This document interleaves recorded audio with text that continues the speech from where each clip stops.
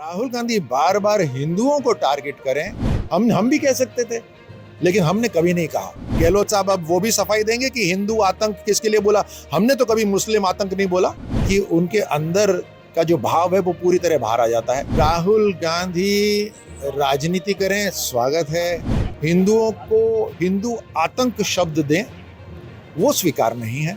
मेरे साथ हैं राजस्थान सरकार के कैबिनेट मंत्री कर्नल राज्यवर्धन सिंह राठौड़ साहब। राहुल गांधी ने लोकसभा में एक बयान दिया, उसके बाद में हंगामा देखने को मिल रहा है पूरे प्रदेश में भी और देश भर में। ये हंगामा क्यों? देखिए, राहुल गांधी राजनीति करें, स्वागत है, लेकिन राहुल गांधी बार बार हिंदुओं को टारगेट करें और हिंदुओं को हिंसक बताएं, हिंदुओं को हिंदू आतंक शब्द दें, वो स्वीकार नहीं है। आप राहुल गांधी की जो चिढ़ है, वो चिढ़ मोदी जी की सरकार से जो चिढ़ है वो इतनी ज़्यादा बढ़ गई है कि उनके अंदर का जो भाव है वो पूरी तरह बाहर आ जाता है। अब पूरी दुनिया में जो आतंक है, आप और हम सब अच्छी तरह से जानते हैं कि उसके पीछे कौन है, लेकिन उसके बावजूद भी हिंदुस्तान के एक एक नागरिक ने हमेशा यही कहा कि आतंक का कोई धर्म नहीं होता। लेकिन सबसे पहले हिंदू आतंकी शब्द कौन लेकर आया? राहुल गांधी लेकर आए। हम नहीं बोल सकते थे, हम भी कह सकते थे, लेकिन हमने कभी नहीं कहा, क्योंकि हम किसी धर्म को इस तरह से कटघरे में खड़ा नहीं करना चाहते। लेकिन राहुल गांधी ने करा। और वैसे ही कल फिर हिंसक हिंदू, ये जो उन्होंने शब्द कहा, इतने बड़े समाज को जिसने इतने सदियों से आक्रमण झेले हैं, उनको ये हिंसक हिंदू बता रहे हैं। ये तुष्टिकरण की उनकी राजनीति है। उनके बड़े नेता कह रहे हैं कि राहुल गांधी ने पूरे हिंदू समाज को हिंसक और असत्य बोलने वाला नहीं कहा है, उन्होंने बीजेपी को कहा है। अशोक गहलोत ने एक ट्वीट किया है, उन्होंने लिखा है कि मोदी का ठेका नहीं हिंदू, आरएसएस ही सिर्फ हिंदू नहीं है। तो ये ठेका बीजेपी और आरएसएस ना ले पूरे हिंदुओं का, इसको कैसे देखें? नहीं तो जो बोलना चाहते हैं वो बोले ना, पहले तो बोल देते हैं, फिर पीछे से सफाइयां आती रहती हैं। ये नहीं चलेगा। जो बोलना है वो बोलो ना क्लियरली। हिंदू हिंसक हिंदू बोला या नहीं बोला? तो नाम लेके बोलते ना, अगर किसी के ऊपर था नाम लेके बोलते राहुल गांधी। लेकिन हिंसक हिंदू बड़े समाज के लिए बोला गया। हिंदू आतंक किसने बोला? और क्या गहलोत साहब अब वो भी सफाई देंगे कि हिंदू आतंक किसके लिए बोला? हमने तो कभी मुस्लिम आतंक नहीं बोला। हमें सफाई देने की जरूरत नहीं पड़ती, ये पीछे झाड़ू लेके घूमते रहते हैं। राहुल गांधी के बयान में दो बयान और भी थे। एक तो अग्निवीर योजना को भी उन्होंने फ्लॉप शो सिद्ध किया है। देखिए, फ्लॉप नहीं कहा उन्होंने, फ्लॉप से भी कुछ नहीं, हाँ, फ्लॉप से भी बदतर कहा है। ये राहुल गांधी, अब मैं फिर वही कहूंगा कि किसके साथ ये एमओयू करके आए हैं। 2008 में चाइना के साथ ये गए थे, वहाँ इनका एक सीक्रेट एमओयू हुआ था। हम सब जानना चाहते हैं कि सीक्रेट एमओ में हुआ क्या, क्योंकि जिस तरह से सेना को बार बार बेइज्जत करने की कोशिश कर रहे हैं, सेना का बार बार मनोबल गिराने की कोशिश करते हैं, और एक नहीं अनेकों बार। मैं आपको उदाहरण देता हूं, जब सर्जिकल स्ट्राइक हुई तो इन्होंने ही कहा था कि हमें तो प्रूफ चाहिए, सेना प्रूफ ला के दे। जब एयर स्ट्राइक हुई तो प्रूफ चाहिए।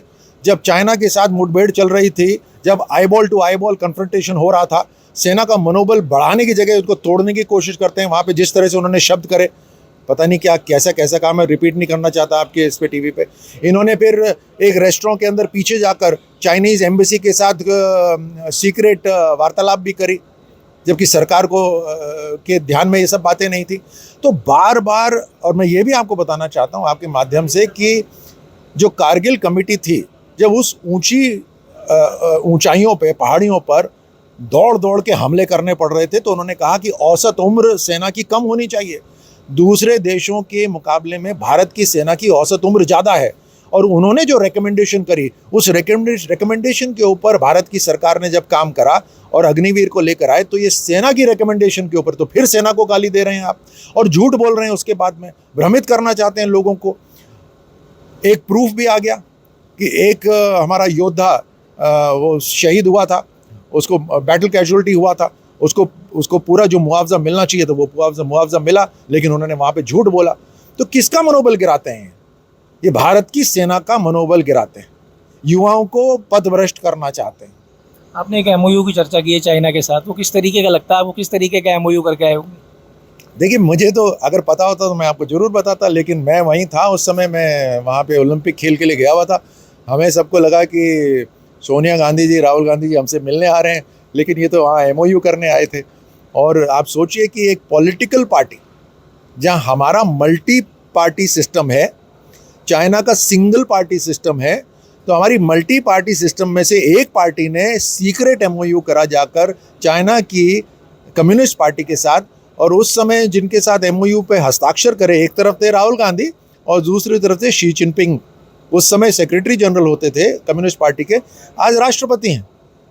तो क्या समझौता हुआ, क्या लेन देन हुआ, किसको बेचने की बात हुई, कितनी कीमत लगाई गई? तो पिछले 10 साल में तो साहब आपकी सरकार है, पता कर लेते क्या है MOU? किससे पता करें? चाइना से पूछें, बताओ।